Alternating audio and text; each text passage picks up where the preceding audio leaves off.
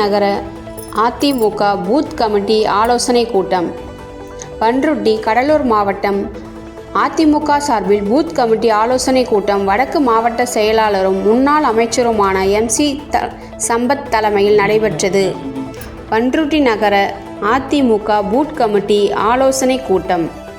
கடலூர் மாவட்டம் பண்ருட்டி அதிமுக சார்பில் booth committee ஆலோசனை கூட்டம் வடக்கு மாவட்ட செயலாளருமான முன்னாள் அமைச்சர் MC சம்பத் தலைமையில் நடைபெற்றது. முன்னாள் அமைச்சர் சிறுபான்மை நலப்பிரிவு செயலாளருமான S. அப்துல் ரஹீம் சிறப்பு விருந்தினராக கலந்து கொண்டு சிறப்புரையாற்றினார்.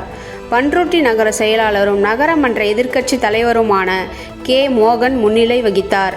இதில் மாவட்ட நகர பேரூர் கிளை நிர்வாகிகள் மற்றும் மகளிர் அணியினர் கலந்து கொண்டனர்.